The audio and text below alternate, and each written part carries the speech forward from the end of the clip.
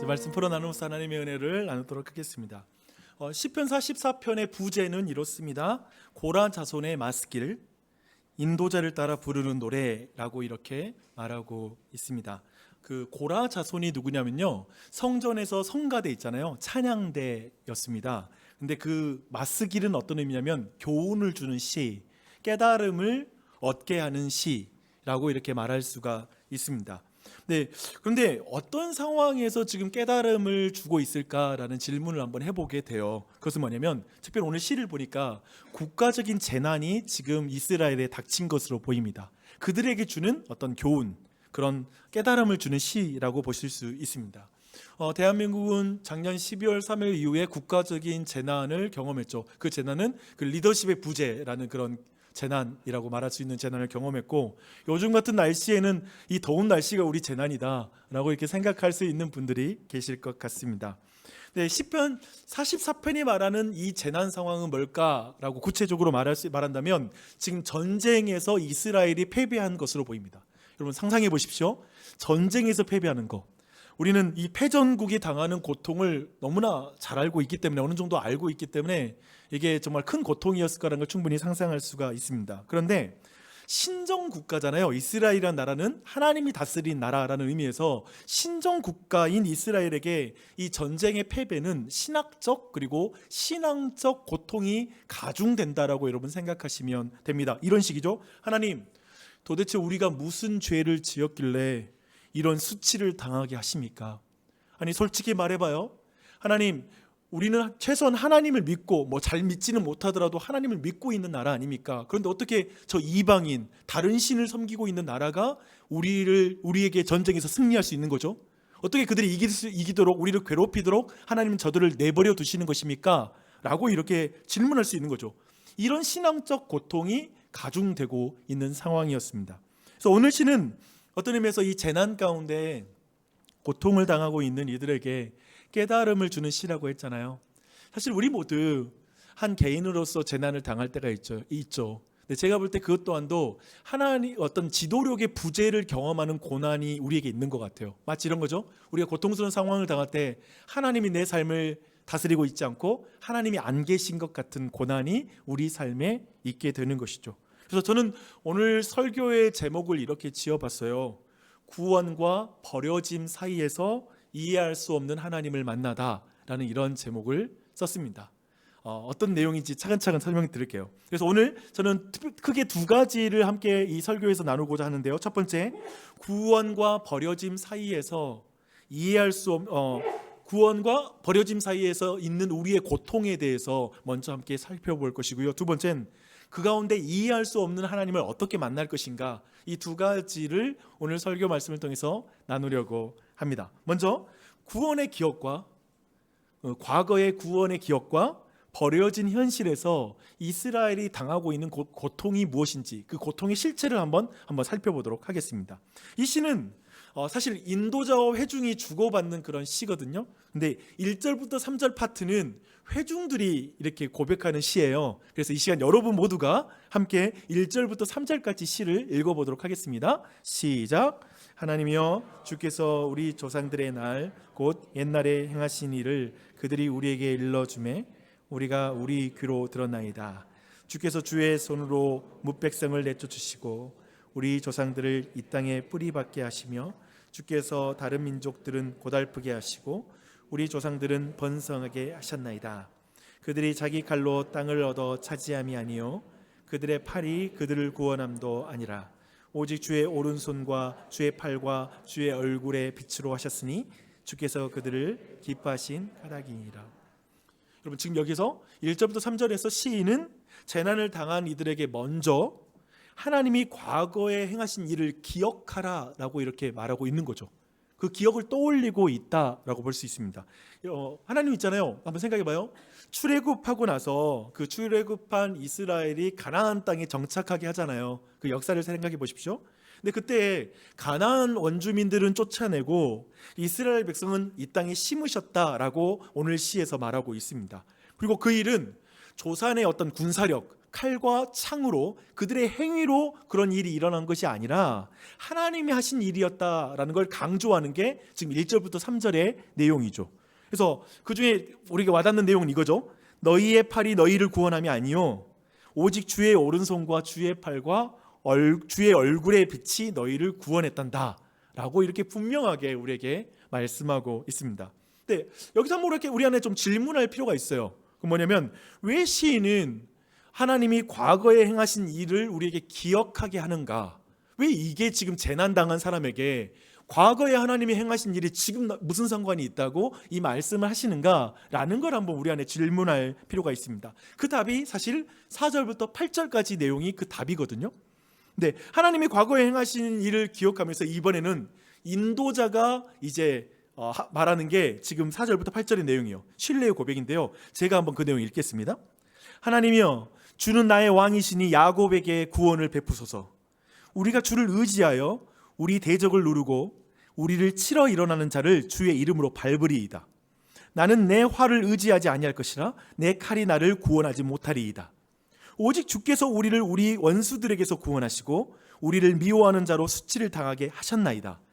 우리가 종일 하나님을 자랑하였나이다. 우리는 하나님의 이름에 영원히 감사하리이다. 아멘.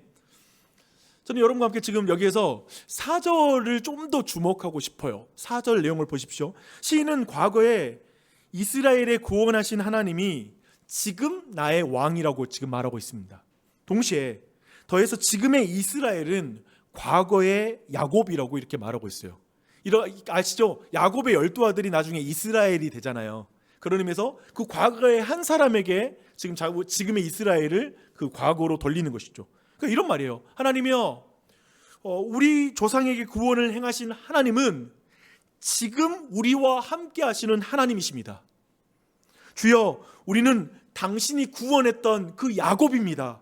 그러니 지금 지금 이 이스라엘을 구원해 주십시오. 이렇게 지금 말하고 있는 것이죠. 그러니까 이것이 이 기억의 힘이에요. 뭐냐면 과거의 하나님을 지금 여기에 모셔드리는 거고요. 또 한편에 지금 우리를 과거에 구원받았던 야곱에게 지금 그 과거로 올라가는 것이죠. 이렇게 지금 이 논리를 펼치고 있다는 거예요. 이 내용을 주목할 필요가 있습니다. 성경은 사실상 그 처음부터 끝까지 기억의 신학이라는 것을 강조합니다. 너희는 기억하라. 신명기 8장 2절, 출애굽기 13장 3절. 그러니까 기억하라는 게 굉장히 성경에 많이 나와요. 과거의 하나님의 구원의 역사를 현재에 재현하고 그 안에 참여하라는 초대입니다. 그러니까 기억하라는 말은 과거를 추억하라는 말이 아니라 지금 현재 하나님의 구원의 역사를 재현시키고 거기에 참여해야 된다라는 걸 기억하라라는 이런 말로 성경은 표현하고 있습니다. 예를 들어 볼게요. 여러분, 예수님께서 지난주에 우리는 성찬식 했는데요. 예수님께서 빵을 이렇게 들어서 제자들에게 뜯어 나누어 주시면서 이렇게 말씀하시죠. 이것은 너희를 위하여 주는 내 몸이란다. 이것을 행하여 나를 기억하여라 라고 말씀하고 있죠. 이때 기억하다라는 표현을 사용해요. 그래서 우리는 오늘날 우리 교회는 한 달에 한 번씩 이 성찬을 통해서 예수님을 기억하는 것을 하고 있거든요. 근데 성찬은 단순히 과거의 십자가를 추억하는 것이 아니라 우리는 성찬을 하는 그 순간에 과거의 하나님의 구원의 역사를 지금 이 현장에서 재현하는 것, 그리고 거기에 참여하는 것을 성찬이라고 말합니다. 기억의 힘이죠. 그렇죠? 이 기억이 중요해요. 그래서 철학자들도 사실 이 기억의 힘에 대해서 굉장히 강조하고 있는 걸 보게 돼요. 폴 리케르라는 그런 철학자가 있습니다. 그가 이런 말을 했어요. 인간은 스스로를 이야기로 구성하는 존재이다. 인간은 자기 자신을 이야기로 구성하는 존재이다 라고 이렇게 말하고 있습니다. 제가 설명해 드릴게요. 한번 생각해 보세요. 그러니까 인간의 그 DNA 있잖아요. 우리에게 모두에게 DNA가 있는데 한번 DNA에는 수많은 정보가 기록되어 있다라고 말합니다. 근데 그 DNA가 인간과 동물의 차이를 만들어내죠. 그 정체성을 완전히 새롭게 만들어내는 걸 잘 알고 있을 거예요. DNA가 달라요. 그럼 한번 볼게요. 여기 안에 우리 다 똑같은 인간이에요. 인간, 동물과 다른 DNA를, 인간 DNA를 가지고 있죠. 하지만 우리 모두는 각자 다르죠. 왜냐하면 우리 모두가 각자가 다른 성장의 기억이라는 DNA를 가지고 있죠. 우리 모두 배경이 달라요. 우리 모두 이야기가 달라요. 그 기억이 우리의 어떤 DNA에 새겨져서 서로의 차이를 만들어내고 있다라고 이렇게 말할 수도 있습니다. 근데 한번 또 다르게 한번 설명해 보게요. 그러면서 지금 재난 앞에 있어요. 모든 사람은 재난 앞에 있습니다. 그렇지 않아요? 예수 믿던 예수 믿지 않던 재난은 반드시 그 삶에 닥치는 것 같아요. 근데 그 재난 앞에 그리스도인과 비그리스도인을 구별하는 건 뭘까요? 그들을 구별시키는 DNA는 뭔가라는 이 질문을 해본다면 이거예요. 과거에 그들을 구원하신, 과거에 그들에게 구원을 행하신 하나님에 대한 이야기, 이게 모든 걸 구별하는 거죠. 이게 있느냐 마느냐, 이걸 기억하는 것이 굉장히 중요해요. 그러니까 지금 이 순간에도 생각해보세요. 지금 이 순간에도 설교자는 과거의 성경의 이야기를 본문으로 가져와서 여러분에게 지금 이야기를 하고 있죠. 그리고 회중들은 그 이야기로 자신의 정체성을 재구성하는 거예요. 그래서 성경에 이런 말씀이 있거든요. 믿음은 들음에서 난다. 즉 거듭나는 것은 말씀을 들으면서 난다라고 말하는데 이 말이 무슨 의미일까 한다면, 그런 의미에서 과거의 이야기를 들음으로 믿을 때 그 사람의 정체성이 재구성이 되는 거예요. 그래서 이전 것은 지나갔으니 보라 새 것이 되었도다. 새로운 피조물이 되었다고 말할 정도로 급진적인 변화가 일어난다는 걸 성경은 말하고 있는 것이죠. 그런 의미에서 그렇게 과거의 이야기를 통해서 자신이 재구성된 그 존재가 오늘 고난에 대해서, 오늘 내가 당하는 재난에 대해서 전혀 다르게 대한다는 거예요. 전혀 다른 태도와 방법으로 그것을 대하고 있다는 걸, 다른 삶을 살아낸다는 것을 성경은 말하고 있습니다. 이런 이유 때문에 사실 그리스도인들은 매 주일마다 이렇게 설교를 듣잖아요. 지금 이 설교를 듣는 사건이 바로 그 사건인 거죠. 또 한편에 공동체와 함께 저희 교회는 성경 통독을 하고 있거든요. 왜냐하면 또다시 그 이야기가 오늘의 삶을 재구성하니까. 그렇죠? 또 한편에 과거의 하나님의 그 은혜를 기억함으로 오늘 우리가 하나님을 바라보게 하는 거, 이게 바로 성경에서 말하는 과거를 기억하라는 그 이유이기도 합니다. 근데 방금 말한 것처럼 과거에 하나님이 행하신 일을 기억하는 건 지금 우리에게 굉장히 영향을 크게 줘요. 근데 또 한편에 이것은 우리에게 굉장히 어떤 의미에서 상처를 주기도 해요. 무슨 말인지 들어보십시오. 지금 내 현실은 버려진 것 같은 현실이야. 근데 과거에는 하나님이 구원했던 이야기잖아요. 근데 그 구원하신 하나님이 지금은 나를 버린 것 같아. 그런 재난이 닥칠 때 도리어 이 과거의 기억이 우리에게 더 큰 고통을 가져다 줄 수 있다라는 게 바로 이 독특한 고통인 것이죠. 그래서 이제 회중들은 이제 오늘 이제 9절부터 내용은 있잖아요. 사실상 회중들의 이제 시편이기도 한데, 회중들이 자기들이 하나님 앞에 마상 입었다라고 말하는 것이 여기 이 본문 내용이에요. 이제 그 내용을 한번 봐볼게요. 9절부터 16절을 여러분이 제가 읽어달라고 하는 그 본문을 여러분 읽어주시면 됩니다. 그리고 저는 바로 은혜로운 하나님이 오늘 왜 마상이 되는지에 대한 그 이유를 제가 설명해 주면서 한 절씩 읽어가 보도록 할게요. 먼저 9절 말씀입니다. 9절 말씀은 여러분 모두가 회중들이 읽도록 하겠습니다. 시작. 그러나 이제는 우리를 버려 욕을 당하게 하시고 군대와 보십시오. 그러나 이제는 이제 얼굴 바꿨다는 거죠. 과거와 비교하는, 대조하는 그 장면이에요. 과거에 구원한 하나님은 지금은 버렸다라고 말하는 거예요. 과거에는 주님이 홀로 싸우셨는데, 그래서 홀로 싸워서 나를 구원했는데, 이제 우리만 혼자 군대만 싸우고 있고 하나님은 뒤로 물러난 것 같다라고 지금 말하고 있는 거죠. 이해되시죠? 과거의 구원의 기억이 상처가 되는 거예요. 그런 상황이 지금 처한 거예요. 10절 말씀 함께 읽어보도록 하겠습니다. 시작. 주께서 우리를 대적들에게서 돌아서게 하시니 우리를 미워하는 자가 자기를 위하여 탈취하여. 과거에 하나님께서는 가나안 땅을 취하게 하셨죠. 그렇죠? 근데 이제는 약탈당하게 하신다라고 말하는 거예요. 너무 섭섭한 거예요. 옛날엔 그랬는데 왜 이제는 이렇게? 11절과 12절을 한번 읽어주십시오. 주께서 우리를 잡아먹힐 양처럼 그들에게 넘겨주시고 여러 민족 중에서 우리를 흩으셨나이다. 주께서 주의 백성을 헐값으로 파시며 그들을 판 값으로 이익을 얻지 못하셨나이다. 한번 생각해봐요. 출애굽할 때에 양의 피와 고기를 먹고 구원해 주셨죠. 어떤 의미에서 피값을 지불하고 이스라엘 백성을 구원해 주셨는데, 이제 그들이 잡아먹히는 양이 됐다고 말하는 거예요. 그때는 잡아먹고 구원받았잖아요. 이제 잡아먹히는 양이 됐어요 라고 말하고, 과거에는 피값을 치르고 우리를 구원해 줬는데 이제 헐값으로 우리를 매각하고 계시는군요 라고 이렇게 지금 말하는 거죠. 대조가 되는 거예요. 그걸 토로해요. 마지막으로 13절부터 15절까지 말씀 한번 읽어보도록 하겠습니다. 시작. 주께서 우리로 하여금 이웃에게 욕을 당하게 하시니 그들이 우리를 둘러싸고 조소하고 조롱하나이다. 주께서 우리를 뭇백성 중에 이야기거리가 되게 하시며 민족 중에서 머리 흔듦을 당하게 하셨나이다. 나의 능욕이 종일 내 앞에 있으며 수치가 내 얼굴을 덮었으니.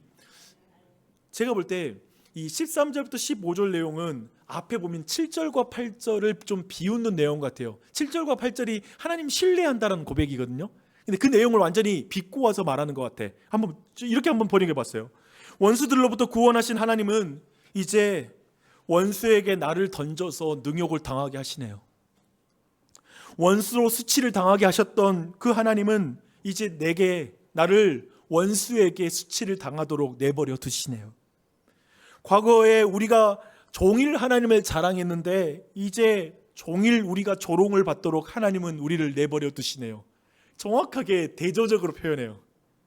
구원의 하나님이 지금은 너무나 나에게 상처가 되는 거예요. 그 상황을 말하는 것이죠.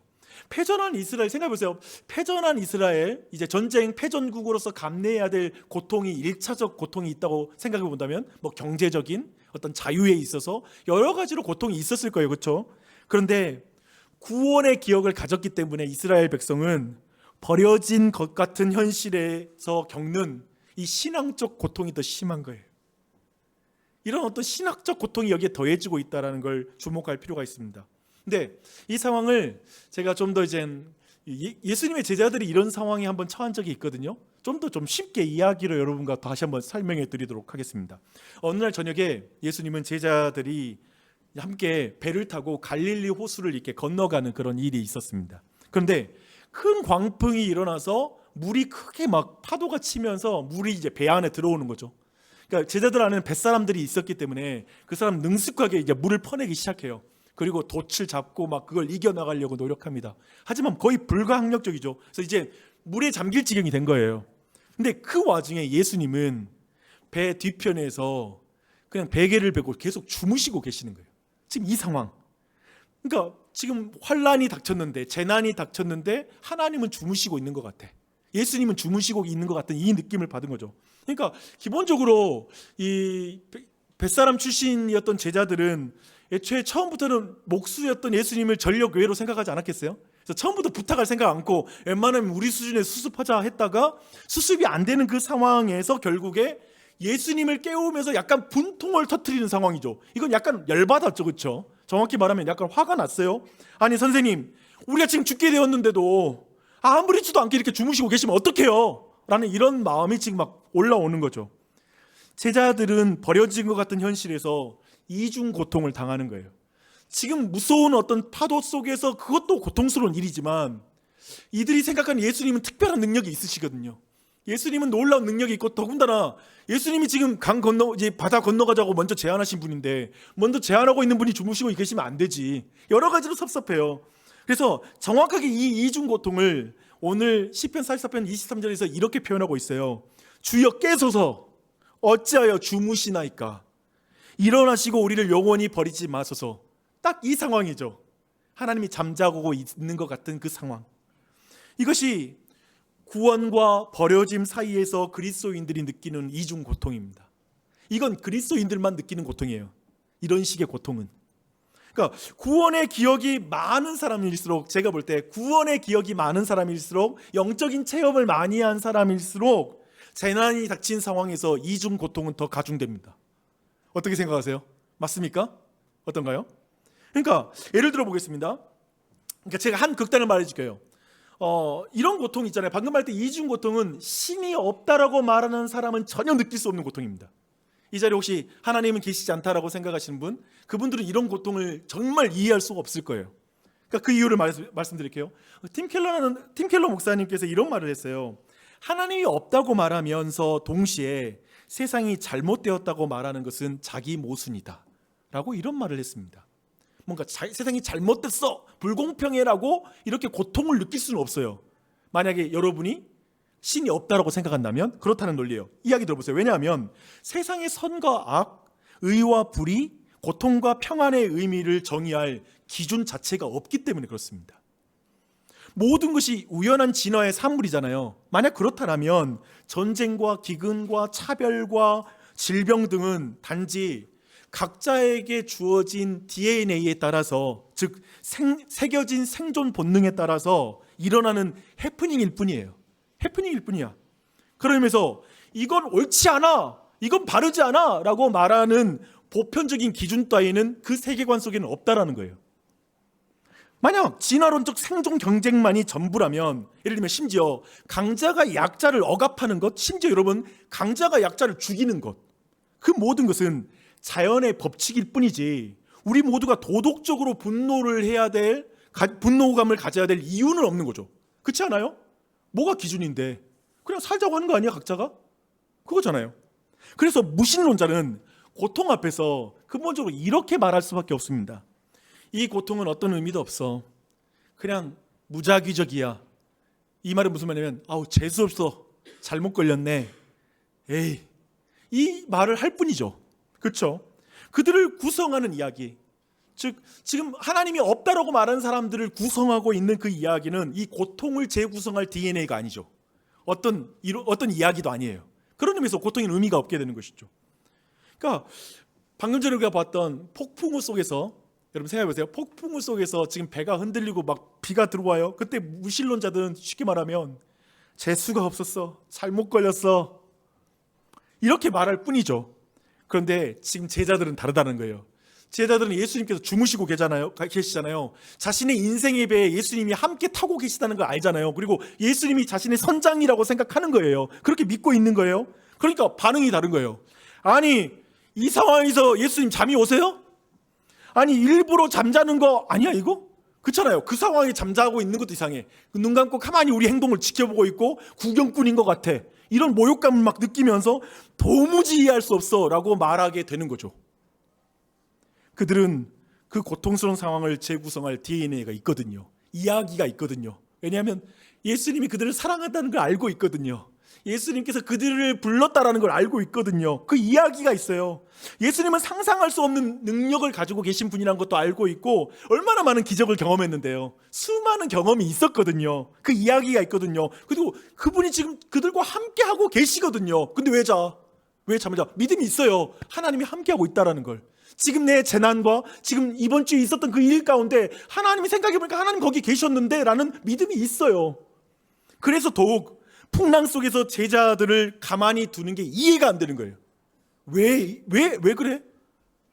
어떤 의미에서 무신론자보다 유신론자가, 어떤 의미에서 유신론자보다 그리스도인이, 또 어떤 의미에서 그저 그리스도인이 아니라 성경의 이야기를 잘 알고 있고 자신의 삶으로 하나님과의 경험이 많은, 그 삶의 이야기가 많은 사람일수록 고통 속에서 이중 고통은 더해지는 거예요. 이해되시죠? 훨씬 더해지는 거예요. 고통스러운 재난 속에서, 그러면서 우리는 한번 이 주제를 좀 깊이 생각해 봐야 됩니다. 고통스러운 재난 속에서 보편적인 종교인은 내가 볼 때는 원인을 찾는 것 같아요. 그렇지 않아요? 보편적인 이제 종교로 가보게요. 아까 방금 전에 무신론자를 다뤘으니까 이번엔 일반적인 종교를 한번 생각해 보게요. 그들은 근본적으로 고통 앞에서 원인을 찾게 됩니다. 신을 분노하게 만든 그 원인을 빨리 제거해야 빨리 평안해진다는 걸 알고 있는 거예요. 그래서 그 예를 성경에서 한번 들어드릴게요. 요나서라는 성경이 있어요. 근데 거기 보면 주인공이 아주 문제적 선지자입니다. 아주 문제가 많아요. 그는 지금 자신을 괴롭히고 있는 자신의 나라, 지금 오늘 시편 44편의 상황과 똑같아요. 자꾸 아수르라는 나라가 자꾸 침공해 와서 이스라엘을 괴롭히고 있고 그들과의 전쟁에서 늘 패배하는 상황이에요. 근데 그 상황에서 하나님께서 그들에게 가서 회개의 복음을 전파하라라는 명령을 준 거예요. 즉 뭐냐면 하나님께서 가해자를 사랑하시는 거야. 여러분, 하나님이 가해자를 사랑한다고 했을 때 막 화가 난 적 있으세요 혹시?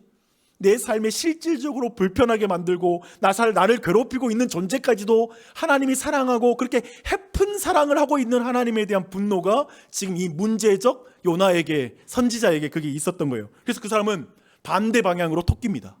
반대 방향으로 배를 타고 올랐는데, 그리고 하도 하나님의 낯을 피하고 싶어서 배 밑창에 내려가서 잠에 깊이 들게 됩니다. 그때 하나님이 그 배에 풍랑을 내려요. 풍랑을 내리는데 그때 선원들 모두가, 성경이 이렇게 말해요. 각자 자기 신들에게 기도를 해요. 뭐 알라 말을 말하든지 무슨 신의 이름 불러가면서 부처님 막 하면서 막 이렇게 기도를 하고 있는 거죠. 근데 모두가 그 다음에는 원인을 찾아요. 누구의 죄 때문에 이런 일이 벌어졌는지 찾아보자 하고 이렇게 찾게 되다가 결국 요나가 하나님께 불순종함으로 말미암아 지금 이 큰 어떤 광풍이 일어났다라는 거에 대해서 알게 됩니다. 그리고 나서 결국 요나를 바닷물에 던져요. 그리고 바다가 잠잠해집니다. 여러분 잘 들어보세요. 지금 이 스토리는 우리 모두에게 너무 이해가 잘 돼요. 그리고 문제를 해결하는 데 있어서 굉장히 아주 선명하게 이해되는 방법입니다. 풍랑과 같은 재난의 원인이 죄라면 그 죄를 제거하면 문제가 그냥 해결될 거야 라는 생각이 들어요. 일반적으로 이건 모든 종교인들이 가지고 있는 그런 생각입니다. 고통 앞에서 그래서 그리스도인들도 이렇게 가는 경우도 있어요. 그리스도인들 여러분 어떠세요? 그냥 내가 죄인이라서 이런 일이 생긴 거겠지 뭐 다 내 탓이야. 그냥 그런 마음으로 그냥 그렇게 느끼면서 그냥 넘어가요. 뭐 굳이 기도도 안 해요. 많은 사람들이 죄책감 속에서 다 내 죄 때문이야 라고 넘어가는 것이죠.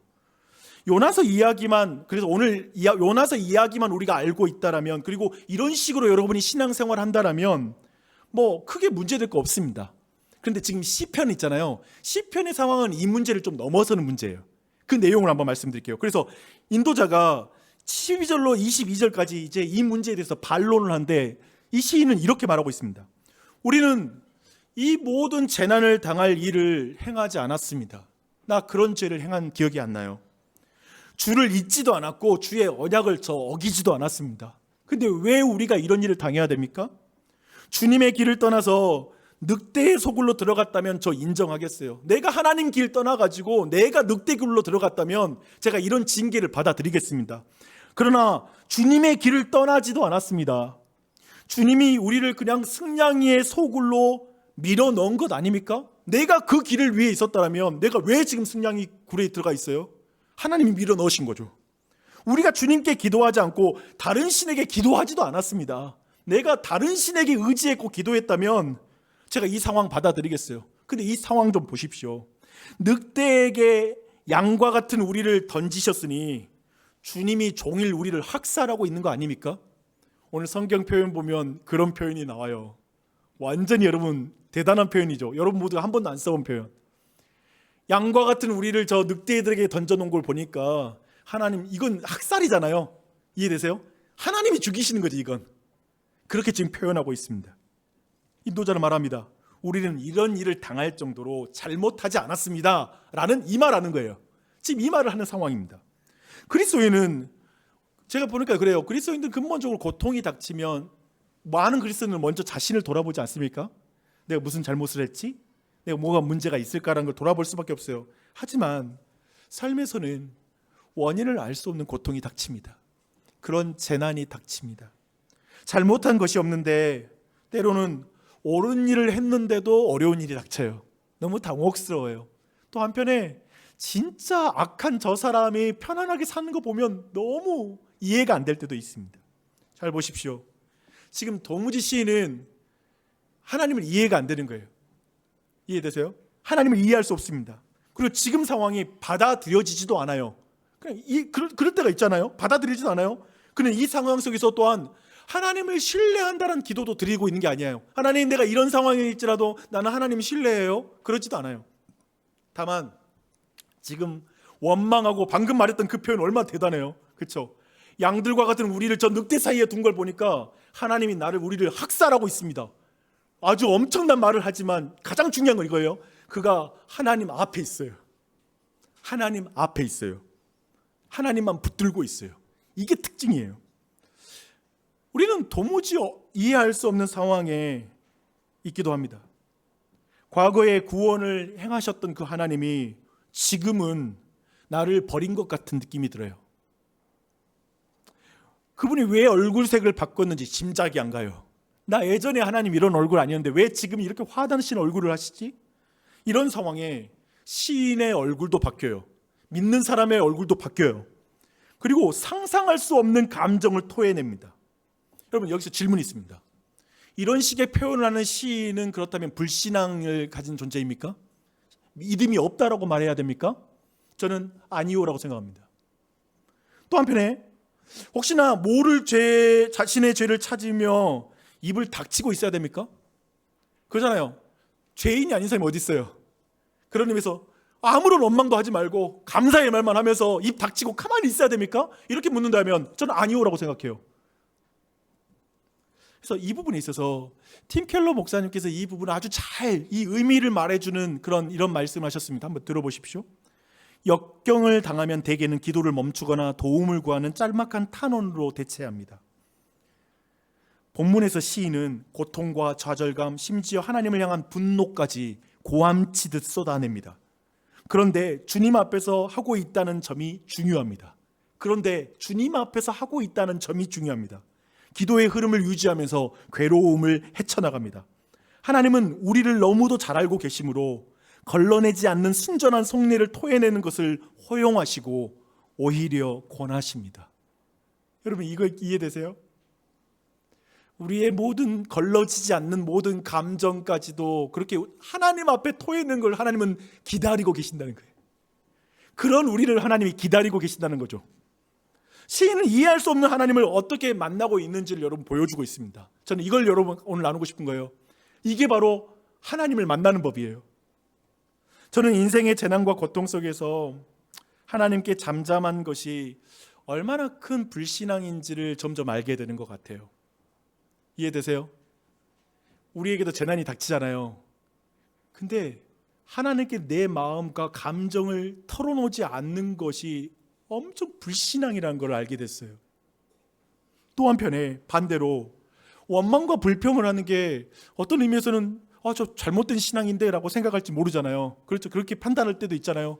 근데 아니, 제발 좀 하나님 앞에 원망과 불평이라도 했으면 좋겠다라는 생각을 하게 되는 것 같아요. 욥이라는 그런 어떤 선지자가 있습니다. 근데 그는 의인이나 고난을 당해요. 이해되세요? 죄를 지은 게 아니라 의인인데 고난을 당해요. 그는 시인처럼 절규하면서 심지어 이런 절규를 해요. 하나님, 내 생일을 저주합니다. 이 내 생일을 저주한다는 표현은 부모들이 가장 듣기 싫어하는, 자녀에게 듣기 싫어하는 저주거든요. 이런 말이죠. 어느 날 아이들이 내가 혼낼 때, 그러니까 언제 나 낳아달라고 했어요? 나 싸질러가지고 그냥 놔놓고 아니 뭐 책임이나 지지 뭐 하는 짓이냐고. 만약에 이런 말을 자녀에게 듣게 된다면, 왜 나를 낳냐고, 왜 나를 낳아서 이 고생 시키냐고 하는 말을 듣는다면 우리는 너무나 모욕감을 느낄 거예요. 그게 가장 듣기 싫은 말일 것 같아요. 근데 그 말을 욥이라는 아주 유명한, 성경에 우리가 아는 것처럼 욥이라고 말하는 굉장한 신앙인이 그걸 터놓여내요. 자신이 만난 재난 앞에서 하나님께 그 말을 해요. 따집니다. 근데 반면에 그의 친구들은 뭐라고 하는 줄 아세요? 그 입 닥쳐라, 너. 그 입 닥쳐. 말 좀 가려서 해. 말 좀. 신성모독이야. 너의 죄 때문에 이런 일을 당하는 거야. 네가 하나님보다 더 옳아? 야, 네 하나님보다 더 옳지 않다는 거 너 인정하잖아. 그럼 입 닥쳐. 라고 이렇게 말을 합니다. 그런데 그거 아세요? 하나님께서 나중에 욥의 세 친구보다 욥이 더 옳다라는 평가를 해줘버려요. 그러니까 쉽게 말하면 다른 친구들은 하나님께 고상한 말을 다 하는 사람들인데, 이 욥이라는 사람은 하나님께 막 원망하고 따지고 대답 좀 해보라고 막 들이밀거든요. 근데 그게 더 옳대요. 왜 그럴까? 모든 종교인과 세상은 고통 앞에서 원인을 찾아가면서 혹은 신의 속성을 가장하면서, 핵심 이겁니다, 혼자 알아서 해결해요. 제가 보는 건 이게 기독교 안에 엄청나게 들어와 있어요. 저는 여러분 알아요. 여러분 대강 여러분의 문제, 많은 문제 기도하지 않고 해결하고 있다는 거. 여러분 안에 불편한 감정, 어려운 억울함, 모든 것도 이제 아마 대강 그렇게 이해하고 그냥 재수 없어서 이렇지, 그냥 기도하지 않아요. 하나님 앞에 서지 않아. 그 상태로 그냥 넘어가는 거예요. 여러분 심각하게 고민하셔야 됩니다. 나도 이제 지나보니까 제가 신학도 많이 늘어났고 목회 경험도 많아지고 있고, 이제 모든 문제 웬만하면 그거 아세요? 이제 시간 지나니까 왜 이 문제가 생겼는지 알겠어. 옛날에 모호했던 것도 이제는 분명해. 대강 어떻게 살면 되는지 알겠어. 이 문제 어떻게 풀면 되는지도 알겠어. 그래서 나타나는 건 뭐냐면, 하나님 앞에 그분만 붙잡고 부르짖는 게 안 되는 거예요. 그럼 그게 좋은 신앙인가? 그게 신앙인가? 아니요. 하나님 뭔가 그거 옳지 않다는 거예요. 하나님을 만나는 게 중요한 것이죠. 그 부분을 말하는 것이죠. 욥과 시인은 하나님 앞에 선다는 거예요. 그리고 성경이 말하는 하나님께서 보시는 옳다라는 건 뭐냐면, 우리가 도덕 군자가 되어서 이 땅에서 착하게 살면서 법도 없이 살아가는 게 하나님이 원하는 최고가 아니라, 옳은 게 아니라 모든 일로 하나님 앞에 부르짖고 하나님 앞에 서는 게 그 궁극적인 신앙이라고 말하는 것이죠. 저는 신앙생활하면서, 교회생활하면서 예수님을 믿고 이중 고통이 찾아오는 것에 너무 당황했던 것 같아요. 저희가 처음 교회 다닐 때 갈 때 그런 거 있잖아요. 세상 일이라는 게 내가 하기 나름이다라는 말이 있잖아요. 그렇게 생각하면 사는 게 참 단순하잖아요. 예수 믿기 전에 그렇게 생각하고 산 것 같아요. 내가 하기 나름이지. 열심히 노력하면 되지. 그런데 갑자기 내 인생에 하나님이라는 센 캐가 들어온 것도 그렇죠. 엄청 센 캐릭터야. 이 사람이 내 삶을 헤집어 놓을 수 있어. 그런 존재가 내 인생에 들어오게 됐어요. 근데 그때 들어올 때 교회에 다니는 사람이 이렇게 막 나를 유혹하더라고요. 예수님이 믿으면 늘 기쁘고 행복해. 얼마나 좋은지 몰라? 라고 하는 이 말을 듣고 들어갔는데 진짜 처음에 예수님 만났을 때 너무 행복한 거예요. 내 과거에 2000년 전에부터 수천 년 전부터 나를 사랑해서 나를 위해서 예수님을 보내주시고 십자가에 달려 죽었다는 사실이 내 안에 믿어지니까 미치겠더라고요. 완전히 세상이 달라 보이는 거예요. 너무나 행복했어요. 그리고 조금 지나서 얼마 되지 않아서 혼란스러운 상황이 내 삶에 벌어지기 시작했습니다. 나를 대신해서 십자가에 못 박히신 예수님, 십자가에 못 박힐 정도로 나를 사랑하시는 예수님이 내 삶에 가시를 하나 안 뽑아주더라고요. 젠장, 어떻게 이럴 수 있어? 그렇죠? 왜 이 작은 거, 좀 큰 걸로 사랑해 준 다음에 이 작은 것은 안 사랑해 줘? 뭐 이런 생각이 들었어요. 과거의 구원의 기억이 버림받을 것 같은 나의 현실에서 더 아프게 와닿는 거죠. 아니, 과거에 그렇게 사랑해봤자 뭐해? 지금 내게 왜 이 고통을 주셨어? 신앙생활이 복잡해지더라고요. 예전에는 되게 단순했거든요. 복잡해졌어요. 괜히 이런 생각이 들었어요. 예수님 일찍 믿어서 괜히 고생이다. 이거 나중에 믿었어야 되는데 너무 복잡해. 사는 것도 복잡해. 뭐 하나가 실패해도 복잡한 계산을 해야 돼. 옛날에는 재수 없어서 어우 저 짜증 그러면서 넘어가면 됐는데 이제는 나를 돌아봐야 되고 왜 그렇지라는 걸 생각이 복잡해졌어요. 이해되지 않는 하나님의 침묵을 만나면서 내 인생이 더 복잡해진 것 같아요. 기독교 신앙은 뭐지? 과거의 삶이 더 기쁘고 행복했던 것 같은 느낌까지 드는 거예요. 박용주 옛날에 되게 그냥 밝고 순수한 아이였는데 왜 이렇게 복잡하게 생각하며 사고한 아이가 됐지? 그런 생각이 들었습니다. 잘 보세요. 그리고 나서 제가 더 깊이 깨닫게 되는 신앙의 비밀은 그 다음 지점에 있어요. 놀랍게도 그런 생각이 들더라고요. 예수 믿어서 별로 좋을 게 없다는 생각이 들었거든요. 근데 그리고 신앙이 뭔지에 대한 깊은 고민을 긴 몇 수십 년 동안 어쩌면 걸어오면서 제 안에 이제 분명해진 건 이거예요. 기독교 신앙은 내 삶에 가시가 뽑히는 그런 신앙이 아니라 그 상황에 나를 구원할 분도 하나님밖에 없고 그 상황에 하나님 아빠 가시가 여기 끼었어. 아빠 제발 좀 짜증나게 이거 좀 뽑아줘요. 뽑을 수 있으면서 왜 안 뽑아줘요? 라고 말할 수 있는 존재가 생기는 게 기독교 신앙이라는 걸 깨닫게 됐죠. 내 불평을 거리낌 없이 늘어놓을 수 있도록 허락하신 하나님이라는 거예요. 그래 그렇게 실질적으로 하나님이 내 살아계시고 나를 그렇게 만나고 싶어 하시는 분이라는 걸 실제로 하나님을 그렇게 믿는 것이 신앙이라는 걸 알게 되는 것이죠. 자녀들을 오래 참아주시면서 세심하게 살펴주시는 하나님이시라는 걸 알게 되는 거예요. 이런 건 아니죠. 제대로 해야 돼. 제대로 믿어. 올바르게 라는 그 제한 없이 짐을 다 내려놓아도 된다라고 말하는 분이 계시다는 거. 그거 아세요? 새 친구, 아까 욥의 새 친구와 그리고 제가 보는 기독교 안에 들어와서 답답하고 우리 안에 불편한 이유는 뭐냐면 온통 제대로 신앙해 너 올바르게 라고 말하면서 스스로 자기 감정을 검열하게 만들고 하나님 앞에서도 마음을 털어놓지 못하고 나를 대상으로 보는 게 아니라 거대한 종교 행위를 나열하는 집단으로 교회가 바뀜으로 신앙의 본질을 다 잃어버리는 거예요. 결국 그 지점이었어요. 근데 지금 성경 말하는 거예요. 하나님이 그런 분이 아니라는 거예요. 욥의 새 친구보다 하나님이 더 욥의 새 친구는 하나님을 더 걱정하잖아. 하나님보다. 믿는 사람들 때문에 하나님을 못 만나게 되는 거지. 하나님이 정작 그런 분이 아닌데. 말씀 정리할게요. 인생엔 폭풍우가 몰아치는 날이 있는 것 같습니다. 예수님 심지어는 말씀대로 순종해서 배를 타고 인생을 살 때에도 폭풍우는 존재하는 것 같아요. 그런 날이 되면 그냥 하나님이 왜 예수님 날 안 돌봐주시지라는 생각이 스치게 되고 또 때로는 잠자고 계신 것 같다라는 생각이 드는 것 같아요. 하나님 왜 잠들어 계셔? 왜 저렇게 나를 이렇게 잊고 계셔? 라는 생각이 드는 것 같아요. 근데 하나님은 서두르지 않을 뿐 무슨 일이 일어나고 있는지는 정확히 알고 계시는 분이십니다. 예수님은 그런 분이세요. 내가 원하는 만큼 서두르지 않을 뿐이야. 하지만 그분은 계시죠. 하나님이 내 문제를 팔짱 끼고 구경하는 그런 분이 아니라 그것은 내가 그렇게 느낄 뿐 사실은 그렇지 않은 것. 하나님은 지금 여기에서 날 보고 계시고 나와 함께 하시는 분이십니다. 아멘. 사실 생각해 보니까 그랬어요. 사실 잠든 건 우리였다고. 요나처럼.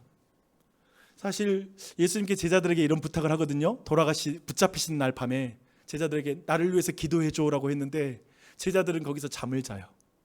저는 이게 너무 와닿았어요. 우리는 하나님이 잠들었다고 말하는 그 순간 어쩌면 우리의 악함, 즉 가해자를 사랑하는 하나님에 대한 어떤 불신 때문에 내가 잠드는 거, 악해서 잠들기도 하고, 또 한편에 제자들은 마음은 있잖아요. 예수님 말씀대로 살고 싶은 마음은 있지만 약함, 육체의 약함 때문에 잠들고, 결국 악함과 약함 때문에 우리는 계속 잠들고 있는 존재가 아닌가라는 생각을 해봤습니다. 여러분은 어떠세요? 악함과 약함 때문에 잠들어 계시지 않습니까? 한번 돌아봐요. 그런데 그런 우리에게 오직 유일한 소망은 예수 그리스도이십니다. 특별히 로마서 8장 36절은 오늘 말씀을 인용하거든요. 기록된 바 우리가 종일 주를 위하여 죽임을 당하게 되며 도살당할 양같이 여김을 받았나이다 함과 같으니라. 맞아요. 우리는 그 상황에 있죠. 구원의 그 과거의 구원의 기억을 가진 동시에 현재는 버림받은 것 같은, 하나님이 주무시고 계신 것 같은 그 상황 속에서, 그 상황 속에 우리가 있을 때가 있죠. 그러나 그분께서는 도살할 양과 같이 여김받은 게 아니라 세상 모든 죄를 지고 가는 하나님의 어린 양으로 이 땅에 예수 그리스도가 오셨죠. 그분이 우리를 포기하지 않으십니다. 그분이 우리와 함께 하십니다. 그는 그뿐만 아니라 그 이해할 수 없는 그 하나님은 자신의 우리를 헐값 주고 사는 게 아니라 그분의 피값을 주고 우리를 사시죠. 십자가에 달려 피를 흘리시고 그리고 모든 물을 쏟아 늘 잠에 드는 우리를 깨우시죠. 그 사랑으로 우리를 오늘도 깨우고 계시는 줄 믿습니다. 예수님은 십자가 위에서 진정한 이중 고통을 당하시죠. 그냥 못에 박히는 그 고통도 당했을 뿐만 아니라 하나님으로부터 완전히 버림받는 고통이었죠. 하나님으로부터 완전히 외면을 당하셨죠. 하나님께 완전히 저주를 받으셨죠. 왜냐하면 이중 고통을 당하는 우리를 구원하시기 위해. 내 삶의 고통 속에서 하나님이 없다고 생각하는 그 우리, 하지만 하나님이 늘 함께 하시기 위해서 예수님이 십자가 위에서 이중의 고통을 당하시는 것이죠. 그래서 하나님은 우리와 함께 하십니다. 이 예수님만이 우리의 소망입니다. 그 예수님을 믿으십시오. 그 예수님을 의지하십시오. 그래서 이제 8장 37절 로마서에서는 이렇게 말씀하는 걸로 마무리됩니다. 그러나 이 모든 일에 우리를 사랑하시는 이로 말미암아 우리가 넉넉히 이기느니라. 패배하지 않아. 지금 전쟁에서 져서 이스라엘 너희들 지금 절망에 빠져 있고 하나님 없다고 느끼면서 원망하고 있지? 아니, 너를 사랑하는 이로 말미암아 우리가 넉넉히 이기느니라. 내가 확신하노니 사망이나 생명이나 천사들이나 권세자들이나 현재일이나 장래일이나 능력이나 높음이나 깊음이나 다른 어떤 피조물이라도 우리를 우리 주 그리스도 예수 안에 있는 하나님의 사랑에서 끊을 수 없느니라. 그 사랑이 여러분을 끊을 수 없습니다. 어떤 재난 가운데 있을지라도, 지금 여러분이 어떤 상황에 있을지라도 이 말씀을 붙잡으십시오. 이 하나님의 사랑에서 끊을 수 있는 피조물이 없습니다. 상황도 없습니다. 그렇게 나아가는 이 믿음으로 여러분의 삶을 살아가는, 새롭게 대하는, 다른 DNA로, 다른 이야기로 구성된 존재로 이 세상에 나아가는 그 은혜가 우리 모두에게 넘치기를 바랍니다. 아멘. 우리 같이 기도하시길. 말씀 잠깐 기억하면서